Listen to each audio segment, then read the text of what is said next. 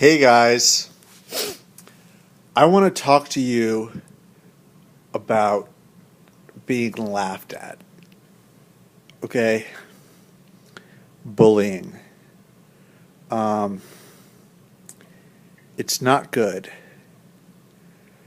I remember standing on a bridge with a blonde girl named Amanda, who I was being friends with, but I think she made fun of my sister on the school bus. When people tell you that you can't do something, it's it's really difficult. Um, there's a possibility that you can't do it, but there's also a possibility that you can.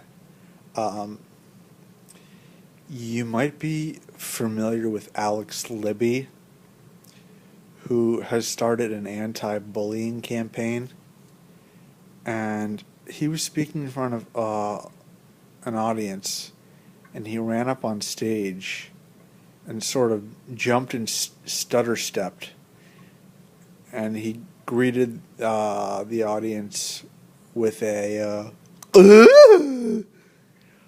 and he was attempting to excite them to jump on the stage, but he was just extremely awkward. There's someone in my life who has autism, a social version of it, high functioning autism, and this person makes funny jokes, and it's just awkward. And I say to myself, "What are you doing? Why would you do that?" This person says all the wrong things at the wrong time, and it's just strange. For those of you who know me, you know who this person is. So anyway, I was hanging out tonight with some Great Danes. Got to get the corn out of my teeth. I had corn on the cob. So I was hanging out with some Great Danes, and they're good dogs, slobbering.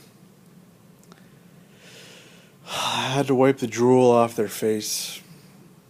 It's like these little kids that I babysit, and I have to wipe their nose, and they try to do the right thing.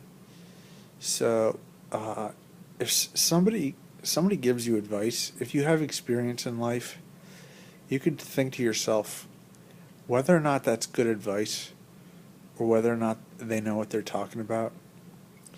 Because if you are held prisoner in somebody's house for a long time, then you start to believe what that person tells you.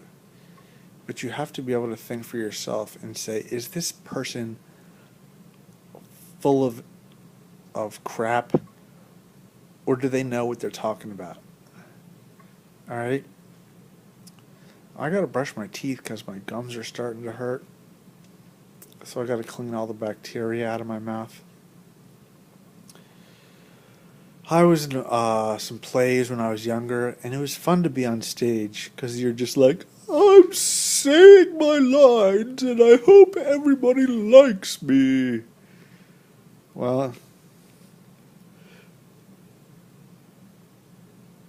that's something to think about. You got to think about whether or not everybody likes you. Okay?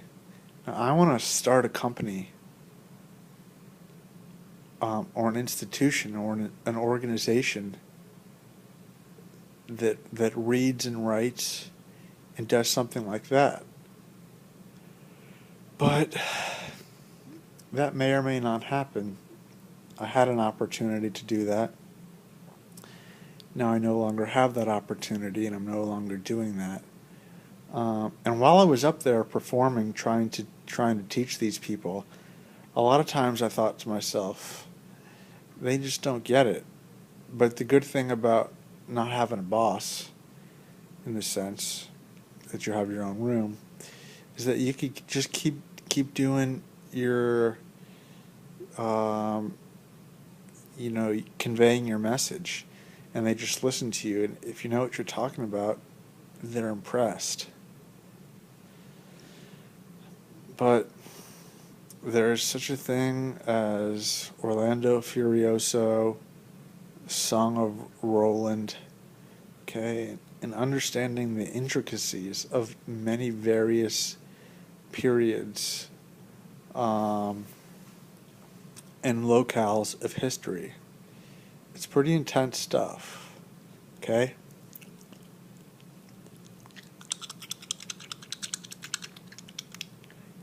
Mermaids are real, right? Imagine that.